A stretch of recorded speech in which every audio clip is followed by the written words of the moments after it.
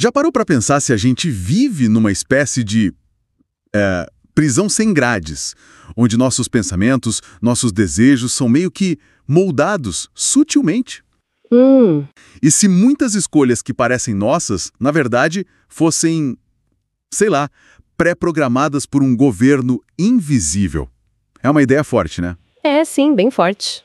Hoje, a nossa análise vai fundo nisso, usando umas fontes bem interessantes, uns trechos sobre controle mental do canal O Despertar da Musculação Consciente e também um capítulo A Cúpula dos Espelhos, do livro Nirvana, A Busca pelo Autoconhecimento. Ótimas fontes.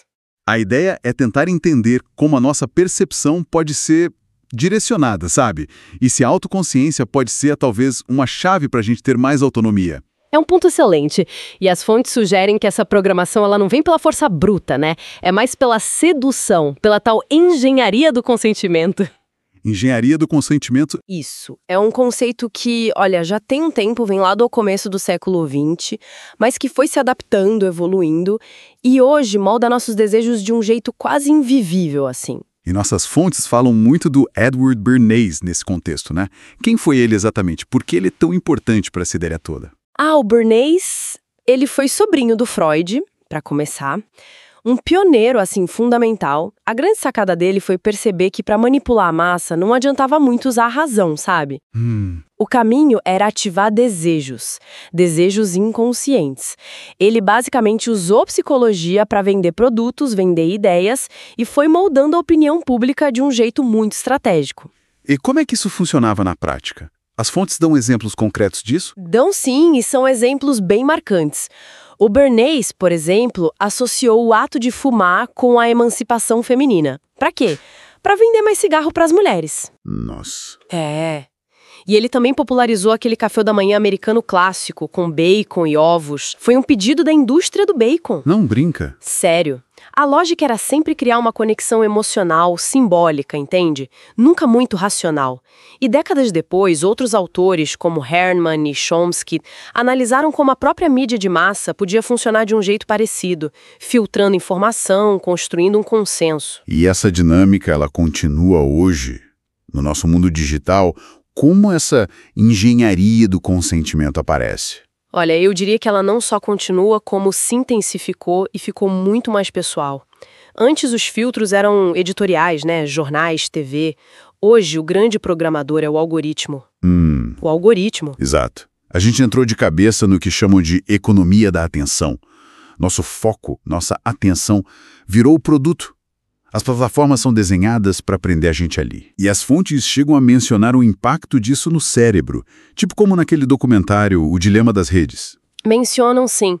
Falam muito desses loops de dopamina, sabe? Do design persuasivo. Tem até pesquisa, acho que uma de Stanford, que compara os padrões cerebrais de quem usa rede social demais com os de dependência química, tipo cocaína. Pisado isso. Muito. E o resultado prático é, bom, a gente sente, né? Atenção mais fragmentada, mais impulsividade e até essa polarização toda porque somos bombardeados com coisa que busca reação imediata. O nosso foco é sequestrado mesmo. E essa programação, pelo que as fontes indicam, vai além das telas, né? Invade até o que a gente come. Correto. Os textos apontam muito para os alimentos ultraprocessados, por exemplo. A sugestão é que eles são formulados com combinações muito precisas de açúcar, sal, gordura, não só pelo gosto, mas para ativar nossos circuitos de recompensa no cérebro, sabe? Para incentivar a gente a comer mais e mais. Viciante, então. Exatamente. E outro ponto que levantam é a medicalização da vida, transformar coisas normais, fases da vida, em problemas médicos que precisam de remédio. Muitas vezes isso acaba distraindo a gente de ouvir os sinais do próprio corpo. E diante desse cenário todo de condicionamento, onde é que entra a tal musculação consciente que o canal de YouTube fala? Qual a proposta? Ela surge como um contraponto bem prático. A ideia é usar o exercício físico, mas não de forma automática, sabe? Fazendo por fazer. É fazer com presença, com intenção. Seria uma forma de hackear o sistema, talvez, retomando o controle sobre o próprio corpo. A respiração, o foco. No mundo que briga pela nossa atenção o tempo todo, esse ato de se centrar vira quase Revolucionário. Interessante. E essa ideia de retomar o controle interno, ela parece ter um paralelo muito forte com a jornada lá no livro Nirvana, né? Como é que a cúpula dos espelhos ilustra isso? A cúpula dos espelhos é uma metáfora, nossa, muito poderosa. Lá, o personagem, o Cosmos, ele não vê o reflexo físico dele. O que ele vê são os condicionamentos dele, as mentiras que ele engoliu, as crenças que ele aceitou como verdade. Caramba! É um confronto direto com a própria programação interna. E a grande revelação acontece quando ele percebe o que está por baixo dessa ilusão toda. É um fluxo de dados, de comandos invisíveis, que sustentam aquela realidade que ele percebia. E qual seria a chave para sair dessa ilusão, segundo o livro? O mestre Elion, ele introduz um conceito-chave, o dom da visão interior, ou ele chama também de discernimento vibracional. Visão interior. É descrito como uma capacidade intuitiva, um sentir a verdade que vem de dentro, sabe? Que não depende de validação externa, de programação. É como se fosse um espelho interno que ninguém pode programar. E quando o Cosmos acessa essa visão, ele começa a ver o mundo sem aqueles filtros todos. Alcança uma nova liberdade. Muito interessante como as fontes conseguem conectar essa visão interior, que é algo mais sutil, com a prática física da musculação consciente. Qual é a ponte aí? A ligação que eles propõem é que o treino consciente não é só para o corpo. Ele ancora essa liberdade mental. Cada movimento feito com presença vira um ato de reafirmar a própria soberania, sabe? É uma forma de esculpir a própria realidade de dentro para fora. É como a fonte do YouTube diz, treine ou seja treinado. Forte essa frase. É forte. Sintetizando um pouco o que a gente viu nessas fontes, a gente está imerso em tentativas constantes de programar nossa percepção. Vem da mídia, vem dos algoritmos, da indústria. Diante disso tudo, eles ressaltam muito a importância do pensamento crítico, da presença tipo mindfulness e dessa conexão com a intuição, com essa tal visão interior. Então, fica essa mensagem, né? Que apesar de todas essas forças externas tentando moldar nossa realidade, o poder de escolher nossa resposta, de recriar nossa experiência, está na nossa consciência.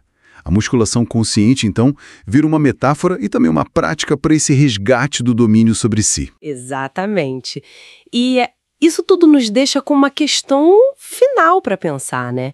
Em meio a tantas vozes externas, tantas programações tentando definir quem a gente é, o que a gente deve desejar, como é que a gente pode, de fato, cultivar e confiar na nossa própria bússola interna para discernir o que é autenticamente nosso? Se você sente que chegou a hora de transformar seu corpo e sua mente, eu te convido a conhecer o audiolivro Manual da Musculação Consciente. Muito mais do que uma rotina de treino, é um ritual de reconexão entre corpo, mente e espírito. Imagine só, aumentar a conexão entre mente e corpo, melhorar sua performance e acelerar os resultados, reduzir o risco de lesões com técnica precisa, transformar cada treino em uma meditação ativa, desenvolver disciplina, presença e autoconhecimento, e despertar sua coragem e sua luz interior. Tudo isso é possível quando você treina com intenção. Acesse o site na bio e desperte agora para a musculação consciente.